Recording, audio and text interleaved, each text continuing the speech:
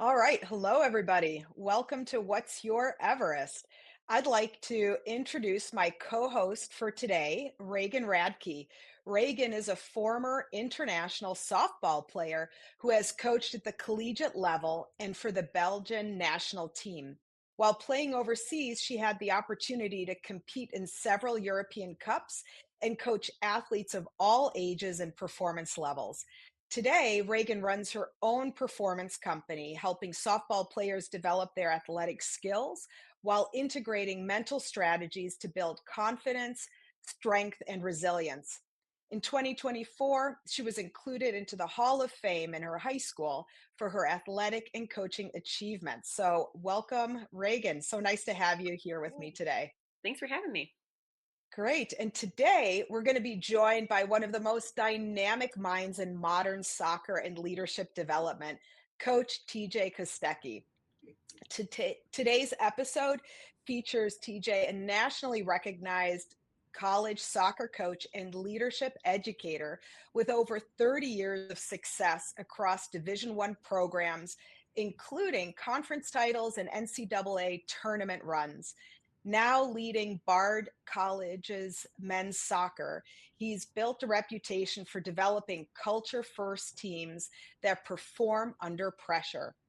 TJ's approach focuses on identity, trust, creativity, and his innovative vision training system that improves decision making in sport and life.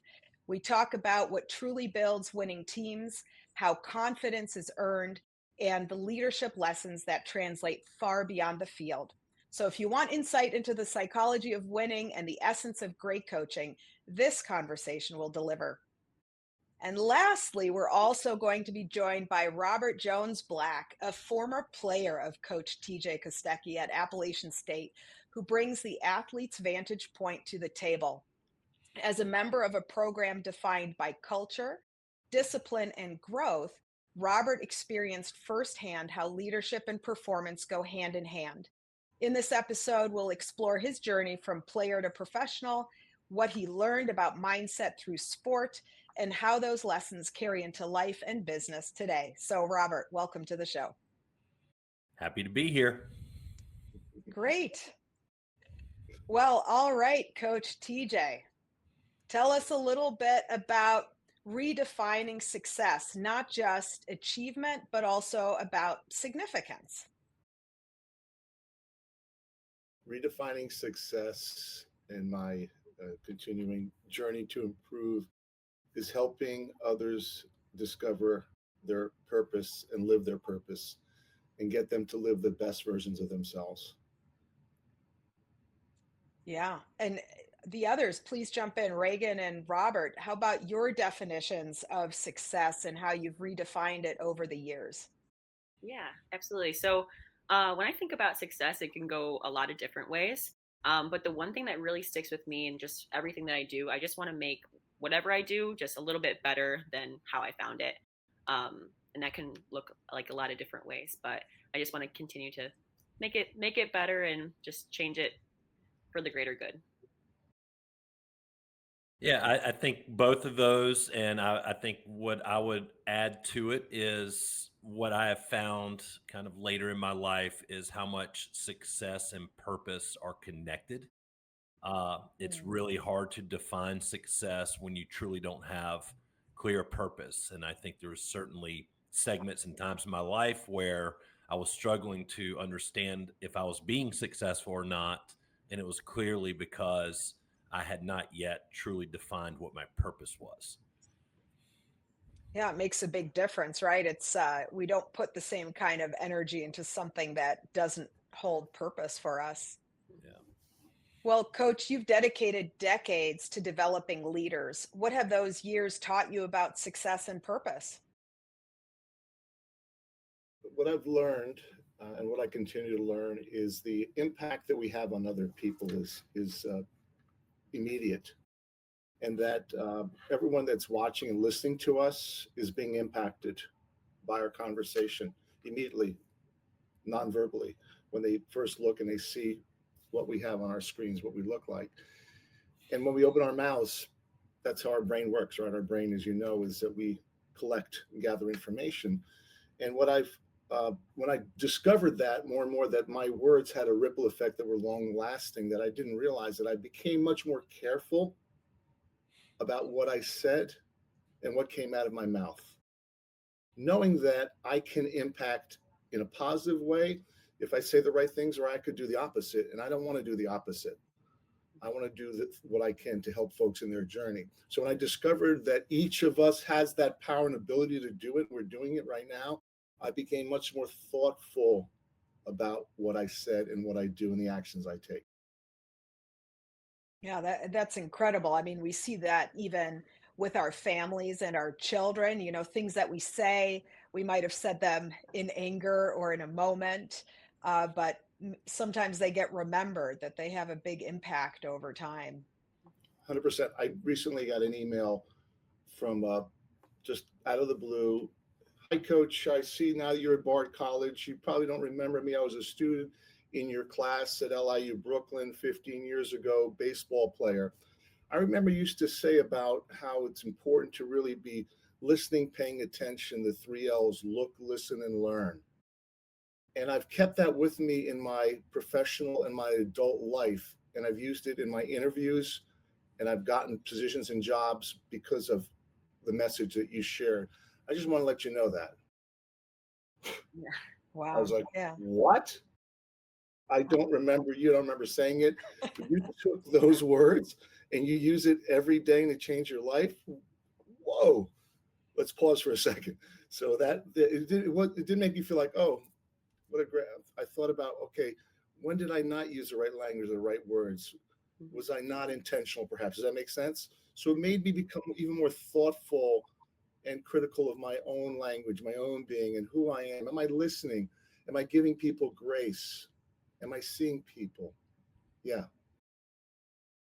Yeah, it's certainly impactful. I mean, oftentimes people have difficulty making eye contact or difficulty holding on, focusing to what's right in front of them for very long. So these are incredible learning messages. Absolutely. And it's not our fault. It's thank you, Steve Jobs. It's not our fault. His invention, and I talk about his invention, my leadership workshops. I talk about innovation and about his innovation, how phenomenal it was, how he changed the world. Mhm. But the challenges are one of the reasons why, as you know, Karla and Reagan and Bert, is that because our brain is now hardwired to look down, our eyes are not up. We're not doing Yeah. this. And the most powerful connection is the human connection. Even though we are states away, hours away, we're looking at each other's eyes, and I have an emotional feeling by just looking into your eyes, Mhm. where this feeling does not come from the phone. So again, understanding the power that we have to connect and the beauty of it and the love, and being very thoughtful about how we use the phone and other devices is important. Yeah, that's really so true. We're so over reliant on these devices to deliver all our information to us. I see it a lot too with people who don't really want to read anymore. So that's unfortunate. Mhm. What about your coaching style? How did it evolve over time? What about my coaches? All right, that's a big question. So those of you that maybe were jumping on late, I had the privilege and the honor of serving as Bert's college coach for just one season at Appalachian State, which was a memorable lifetime memory season. How have I evolved? Do you want to help answer that, Bert? Or is that a question that I should answer? What do you think? You can start, and I'll see if you've evolved or not. I love it. All right, you grade me. How have I evolved? So I've I've even more focused on the process and not the product. We are very. I've had the honor of traveling a lot around the world. I was in Africa and Senegal this summer doing workshops on life and leadership, and I did a workshop, and villagers from all over came for 3 hours, and it was like, wow, like the lens of people of different religions and faith. I'm a person of faith. 97% of the country is Muslim. They embraced me as if I was one of them. I was like, wow, Mhm. how the growth of the process, right? What the process is. So I've focused even more on that. I was in Ukraine earlier working with soldiers on life and leadership. They're transitioning from the front lines to civilian life, and about being in the journey. They're in a fight for survival for their country, for their land, for their families, but they are being present and recognizing the process of what they're doing is most important. And we are very much a results oriented society. Mhm. We are a product Yeah. oriented society. We're all about success, about this. And I think it's super critical and important for us to focus on process. Process is everything. It's the journey.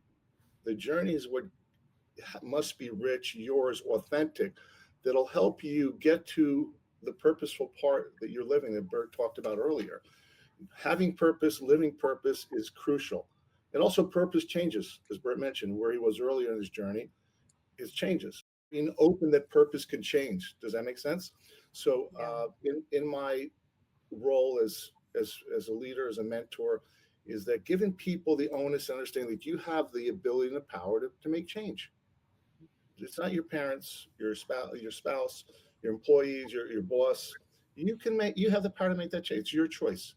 One of my favorite expressions is you can change what you face or you change the way you face it.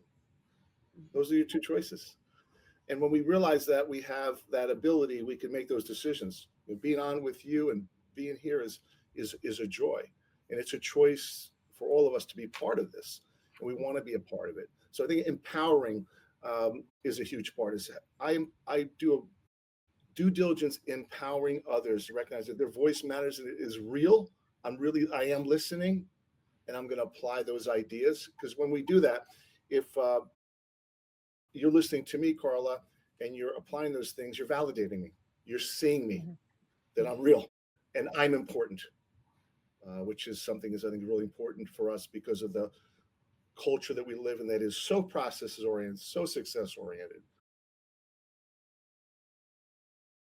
Well, Robert, what do you think? Has he evolved? Yeah, I think naturally, the quote he just used, what's interesting there, and I think it's important to highlight this part. I think it's the big connection between TJ and I. And like he said, we were together for one season, 1 year out of our life, but he became an instant life mentor for me. So I think two things that I'll say is, one, the first day he came in as the new coach, that first meeting is one I'll never forget, because all of the players walked out of that meeting going, this is different. The way he spoke about soccer, the way he spoke about the team, the way he spoke about what our goals and what his expectations of us were was different from what we had heard from other coaches. I gravitated towards that. Um, and I think one of the most important things in a pivotal moment, not just in that season, but now I can look back and say in my life, the quote he just shared was something that I carry every single day uh, with me, and it was a situation where it came down to a decision that coach made, uh, where I was a goalkeeper. The starting goalkeeper got hurt. I thought I was the second string. As a senior, I would be going into for the rest of the season, and TJ chose a freshman that he had recruited and brought in. So I walked into his, I think we had 4 games left in the season. I walked in his office the next day and quit. I gave him an ultimatum. I said, I need an explanation, or I need to know that I'm going to be the starter, or I'm out of here. And what happened there, and what I have taken from that, from his coaching style, was his ability to let me understand, and he let the team understand through the season. This is so much more than about someone's technique. And so when I voiced my uh, displeasure in his decision, in probably a very colorful way, what he did in response was he talked. I think we have video footage of that moment. Shall I play You that? have, thank goodness, thank goodness Steve Jobs wasn't on top of it just yet, so we don't have to relive any of those moments. But yeah, he what he did was he didn't talk about. I mean, I think it was certainly mentioned about my technical ability. It became about me as a human, and my human impact to the team. And that I think about this, TJ. and I don't know if we've ever said it. Technically, the third string goalkeeper, but undoubtedly a leader on the team. And you don't see that often. You don't see third string people that are acting as leaders. And so as we were exiting, he asked me to take a day to just think about this. And I'm walking out the door, and this is a forever moment. He looked at me, he just said, Bert, remember this. You can change what you face, or you can change the way you face it. Um, and Mm. for whatever reason, it just hit. And I did take the next day, and I did think about that quote. And then since then, 25 years later, when I'm in a situation where everything in me is saying quit, walk away, I say to myself, do you want to change what you face? Or is there something here where we can change the way we face it? And I think that's the birth of resilience. So I think that was there when TJ was my coach. I think what has Mhm. evolved is his confidence in giving this type of messaging to his players to be able to Mhm. say, we're not just here to play some soccer games. We're here to make ourselves better humans. And I think that's what's evolved. And you know what's incredible about that story is that you told me that story, Robert, a while ago, and then TJ, when I read your book, the story has made your book as well, which we'll get to in a minute. But I use that story quite often with my clients to think about how they are dealing with things and process over outcome, because ultimately all the greats have to come to the point where the process far outweighs the outcome or the results, because we don't have any control over the results, but we certainly do over our process, and that's a big deal. What about you, Reagan? I mean, you've been a player, you've been a coach.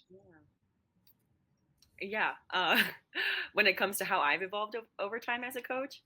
Yeah, or even your thoughts on process over outcome, any of it. Yeah, absolutely. So, um, that's a big part of what I do. I primarily do like strength and conditioning with my girls, and so that's a big part of like process things. Because all my girls, I'm like, what are our overarching goals? Like, what do we want to do? Who do we want to become? And they all are like, I want to play at LSU. I want to play at all these Big Ten schools. They want to be like this great D1 athlete. Um, but they often fall out of line of like how to get there. They just like want that like that big goal. And so a lot of what Sure. I do is one, seeing how we can take advantage of the weight room and grow in a way that's outside of just our basic skill set, but then also work on our minds as well too. So we don't spend, I wish we spent more time, but there's only so much that you could do within an hour. And so we end every single one of our sessions with just some sort of topic that can kind of expand their minds. And the feedback that they've gotten or that I've had from that and just them talking in a different way has been so gratifying, and I'm so grateful that like they have the space where they're able to just talk about different things and kind of open their mind a little bit more. um, but we're still getting to a point where they're falling in love with the process. Like they love the reps, they love all of these things, and so a lot of kids it's hitting and they buy into it. And then sometimes you get those kids that they say that they want all the things, and then there's just like the maturity's not there yet. Like they don't have they're not ready for that automatic change. So I was actually going to ask TJ of how he approaches just the kids that say that they want to do all the things and say that they want to be great, but then they're still stuck in, and it's more so outside influences of just like wanting to be funny or wanting to be like, I don't know, be somebody that is not aligning with their goal. Yeah, being perhaps popular or what have you, or Yeah, pleasing exactly. other. Yeah, I think it's those are. Thank you for that question, Reagan. Yeah. By the way, appreciate that question. I think it's a lot of getting them, asking them questions about their journey, about their process, having them speak and having them articulate, and then ask them, is that, do you feel that from your heart? Is that something from your heart Mhm. that's coming, or is that something that you believe you should be doing because of outside influences, whoever it is, culture, coach, parents, uncle, aunt, or what have you, Yeah. uh, oldest sibling. So asking those questions and asking them to think about how it aligns with their feeling. One of the uh, important things when you make big decisions. I had a mentor when I was at LIU Brooklyn for 20 years who we had the big decisions we make in our life, job, spouse, moving, right? All those big ones. 50% with the heart, 50% with the brain. He used to counsel. He said, don't go all with your heart because then it's like emotional. You didn't take things into consideration, right? And don't go all with your brain because life's too boring. Life's too boring. So go half and half. For me, I realized I'm a 65-35. I'm 65 with my heart and I'm 35 with my brain, right? Yeah. So as these young people that you're counseling, doesn't matter the age, think about your language. Think about your choices. Why are you here this morning with me? Why are you working out with me? Is it because mom wants you to do that? You're supposed to do that. If you're here, your time is valuable. Don't waste your time. Give all of everything you have here. And then from there, you start building those habits. Does that make sense? So now they start becoming more intentional. Being intentional, being present, paying attention is huge. Because of, again, because we live by this, because of this, paying attention is very, very difficult for young people to do. Not their fault, because their brain is rewired. It's hardwired now not to pay attention. So getting them to pay attention and also giving them grace that you value them. The more you do that, Reagan, and I could tell just in our conversation, you're an amazing human being, letting them know how much you care about them and you're authentic and you're transformative in their life and you're not transactional. Even though you're helping them in their journey and you have a business, I as well, you're transformative in their journey. The more they realize and they feel that you're transformative and you care about them, and Karla does, and Bert, because I know the work that Karla and Bert do already from their podcast interviews and seeing them, people will respond to you, and they'll respond to you. Keep on doing that part. Not a ton, but those 3 or 4 things I suggested. Yeah. Hopefully that helps. Yeah. No, thank you for the feedback. I love that. I love everything. I'm like, I have this notebook of just like all this great information from you. I'm like so grateful. Thank you. It's because I'm 100 years old. When you get to be 100 years old, you just collect. It's just an age thing. Trust me, that's all it is. No, thank you. Well, Bert, you're only half 100. Do you want to summarize with your thoughts? Yeah, I mean, it's interesting. I joined the coaching ranks this year and jumped in initially as kind of a volunteer, supposed to just be there maybe once a week. And quickly that evolved into, a true assistant coach to the high school that I attended and played for. And that experience in itself really allowed me for the first time in my life to put on the shoes of Reagan and TJ. I, of course, adopted a lot of TJ's, I think behavior, personality, and everything. I remember going through the process, especially early in the season, and I've got a outgoing personality when in public. I'm also very much an introvert, but few see that once I'm out in the public display. But I really wanted to be disciplined with this opportunity and make sure that I think, not really understanding until what TJ said at the beginning of the podcast, just being very careful with my words, what I said when I said it. And then also understanding, respecting that I was the assistant coach. I was not the head coach. I needed to make sure that what I was doing was reflecting or building value on what the head coach was teaching. One specific, I ended up kind of getting the privilege, I would say, of being a little bit of the hype man, especially at halftime. But pregame and halftime, where I would say stuff, and all of a sudden the guys would start clapping and get up and fired up to head out of the locker room, and it was a true, really humbling, but really neat thing. But one of the times, I think, Reagan, kind of to your point, I said to them, they weren't playing great soccer and they weren't putting in what I knew they could put in. And I said, the pain of losing this game by multiple goals is one thing, but I assure you there is a greater pain that's going to last longer, and that's regret. And I said that kind of out of the blue, couldn't believe it came out of my mouth. Remember getting back that night going, wow, that was a really kind of neat thing, but it was so authentic because I'm looking at these guys going, your expectations are up here. Right. but you just played a first half that to us seemed like you didn't care. And when those expectations are not aligned, you're going to walk away, and it could be. It was a pivotal game. It was us trying to get into the playoffs, and which we did do. Um, so I think that was a big piece where, and I think Reagan, reflecting on what you were asking TJ, I saw a lot of that as well for the first time. People saying that they want to have these great things, do these great things, but then you watch during practice, and you're going, I'm not seeing these things are not adding up. And I would say the biggest takeaway I had by the end of the season, it was like I got to know them so well. They got to know me so well. And I think that they got to know was one word: authentic. And I think if you are translating to your players in an authentic fashion, you will get them out of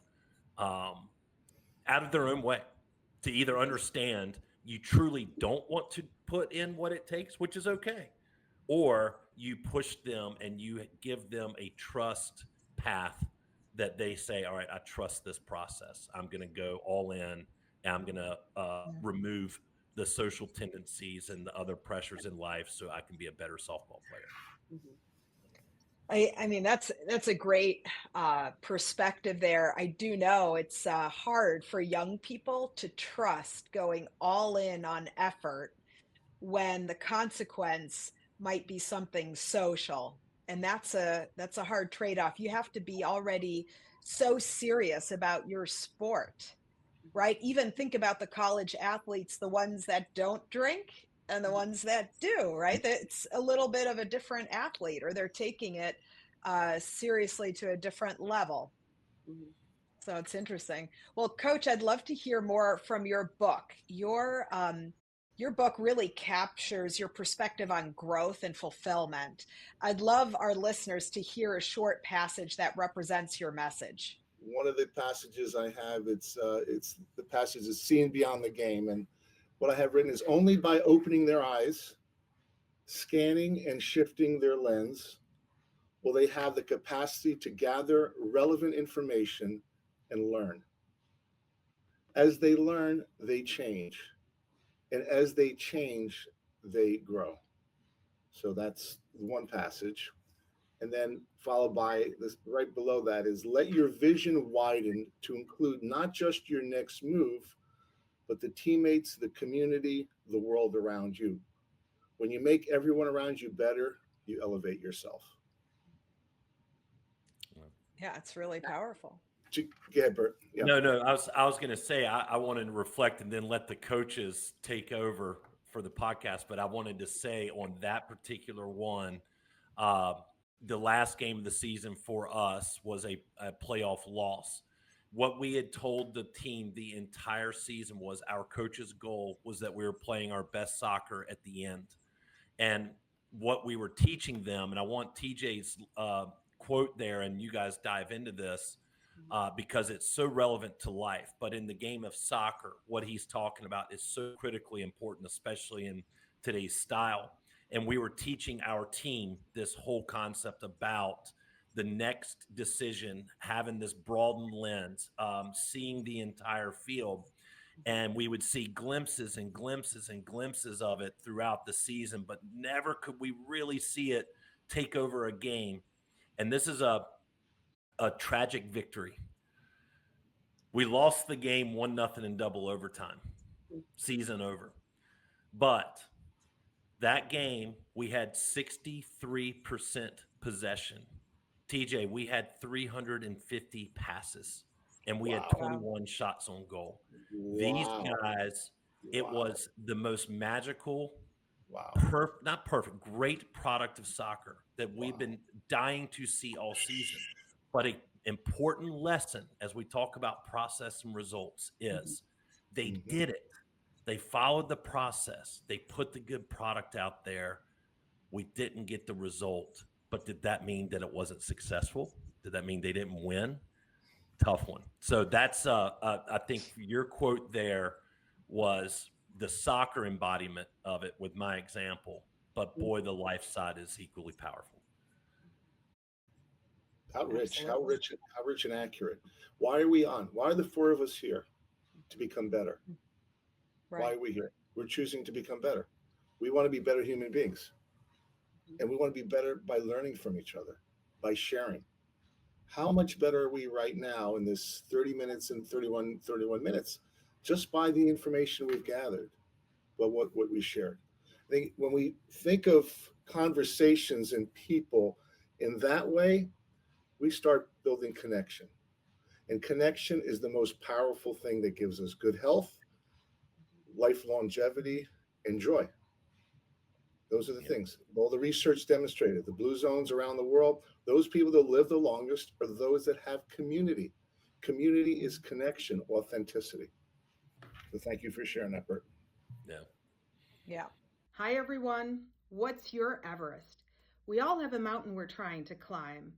My book here, What's Your Everest? How to Win in Sports, Career, and Life While Enjoying the Ascent, is here to help you with your journey to the top while enjoying the climb.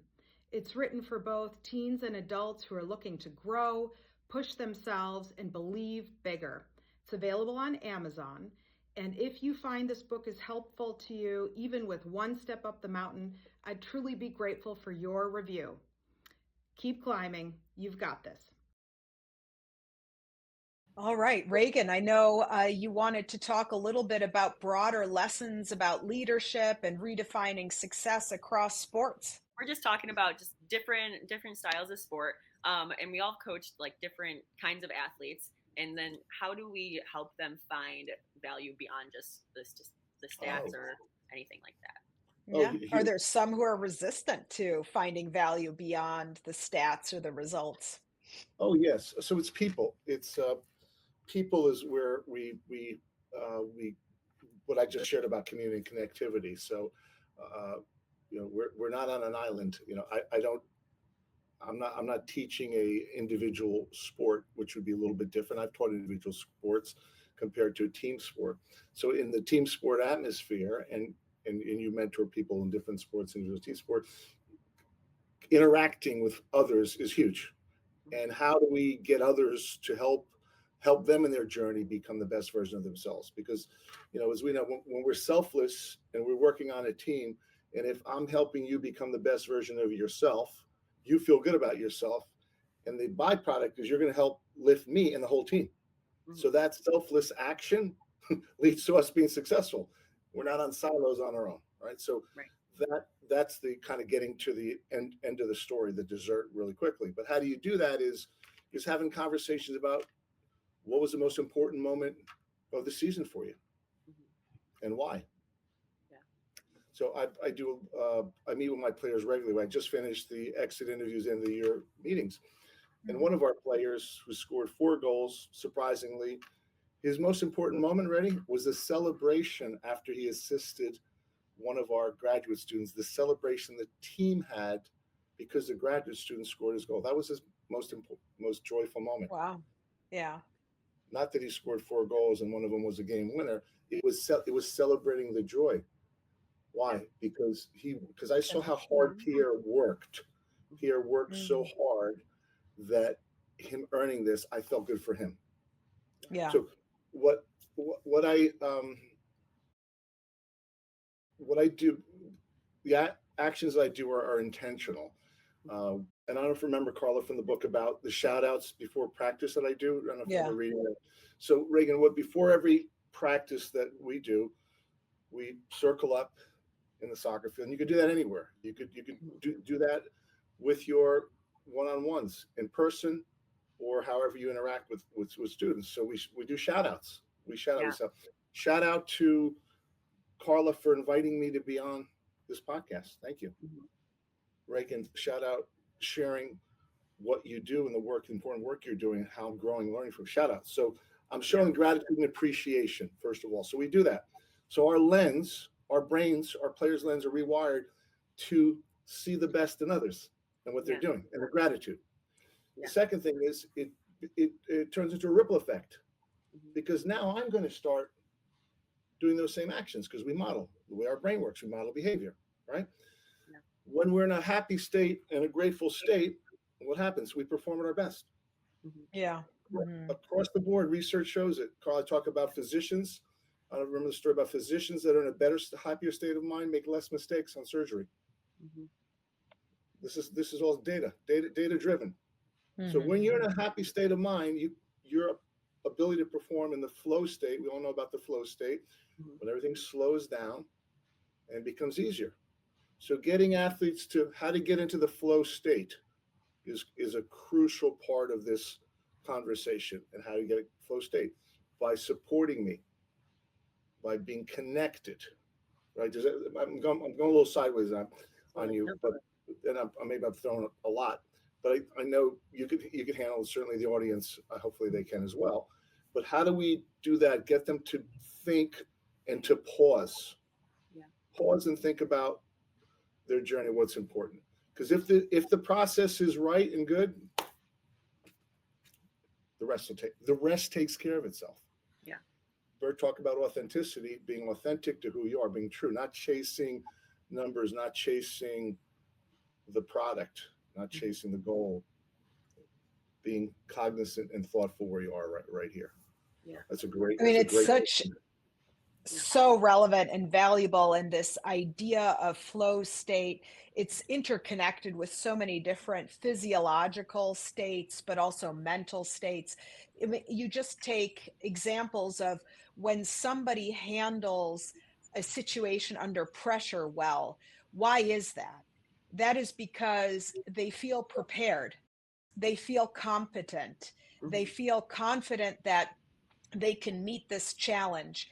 They're not in a depressed, anxious state. They're able to think, even though the stakes might be high. Are we talking about the surgeon? Are we talking about the pilot that lands on the river? Are we talking about the police officer who makes a snap decision about which way to go with an individual? So there are so many examples of, if we can feel confident that we are competent to handle the situation. And, in soccer, it's a little bit of a different story than if you're performing surgery. However, if you're prepared, then hopefully you will do all the right steps and you'll feel good about your choices, regardless of what the result is. Because if you make the right choices, then the result is what was going to happen anyway. It couldn't have gone better, right? And it's connected with confidence, joy, selflessness, dopamine, serotonin, these drugs that we are produced that are natural drugs of joy in our brain. About 5 years ago, I had an unexpected accident, and I was in the emergency room, and my head was bleeding pretty severely. And in the emergency room, the PA was frenetic. She was managing a personal issue, and she was on the phone. Oh my gosh. And my pillow was covered with blood. Okay. And I had hit my head. I slipped on the ice, and there was just something unexpected totally happened. And I'm fortunate I actually had this conversation with you. Anyway, so here I am, and she is in a very stressful state of mind, not because of me, but because of something, her own personal issue. And I'm concerned about is my bleeding, concerned about my survival. And I realize I got to get her to calm down. This is your job. I have to get her to be in a flow state. Okay. So I started talking to her. I said, "Oh, you look like you're stressed." She goes, "Oh, yeah." She said, "Our roof leaked, tree fell on it, insurance." So she's telling me all this drama at home. That's a real life drama at home. And I'm like, "Oh my gosh, what do you think?" And I'm listening. I'm just listening, Reagan. I'm just listening. Could you hand me another towel while you tell me the story? My pillow. I took a picture, sent to my best friend. Nobody else knew. My daughters didn't know where I was.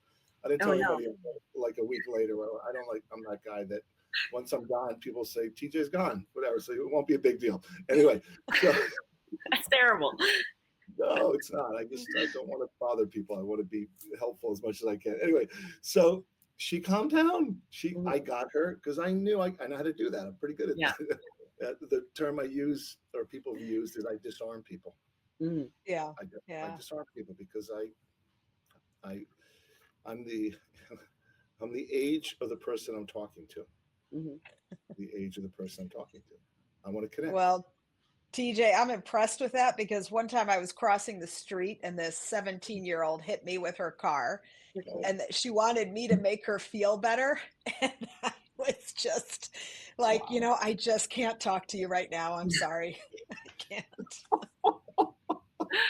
Oh no. Karla, that's because I'm 100 years old. Remember, you're a young, That's you're a right. I'm young one. only half 100. There you You're go. a young, you're a young one. When you get 100 years old, you're like, I got to do something else over here. Yeah, that So, was a while ago, so I was a lot younger then. Now I'll ask her to tell me what's going on. what's going on? And take me to the hospital, will you? Call an ambulance. Call 911, please. That's right. Right. So, yeah, we're going sideways, but I think it's a good sideways we're going on in this conversation. No. Well, And TJ, tell us a little bit about what legacy means to you now. Now that you've bled out, but you're back with us. You survived that incident. what is legacy? Legacy, I have no control of legacy. I have no control of the future. I have no control what's going to happen once we're finished with this incredible podcast. But I do know when my 2 feet are upright on this planet, and if I meet a human being, and every human being I meet, that I could connect with them and help them their day become better, and they feel worthy and valued and seen and important, which every human being is, then that Yeah, legacy is good enough for me. I love that. yeah. Beautiful.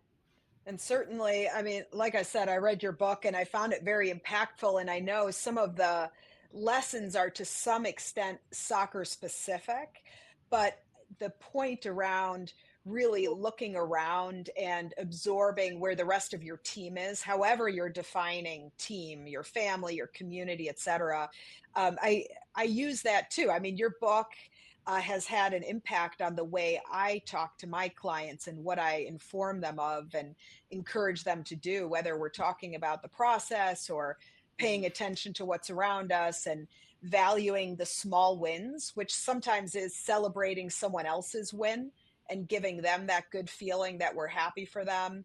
These are such important ways that we make our lives better is by participating positively in the lives of others. Thank you. First of all, thank you for that. I did a TED talk last spring, and the topic of the TEDx was building bridges by living with your eyes up and your heart open. And in the TED, I talk about some of the ideas from Eyes Up that you're familiar with, the 5 Ps. I don't know if you remember the 5 Ps: Yeah. perceive, process, plan, perform, and persist.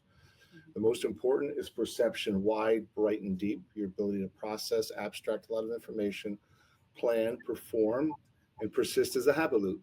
Resilience is persistence also. When you're persistent about being perceptive, by that I mean judge less, accept more. Scientists have told us and discovered that since the origin of woman and man, fight or flight, for our survival, we are very careful. So when we too often we meet people, we automatically put them in a box. We make assumptions. We put blinders on, and the challenge there is that we miss too often the beauty and tapestry that every human being has. So earlier on, I mentioned about the 3 L's, and Reagan, you were writing that down: look, listen, and learn. Right? I saw that. I was paying attention. So in my in my TED, I talk about my own vulnerability. Part of my TED is how I had the blinders on. And then when I finally unloosened the blinders and I pulled them away and I threw them down, I saw the connection with me and that person, which was the human connection: compassion, care, and love.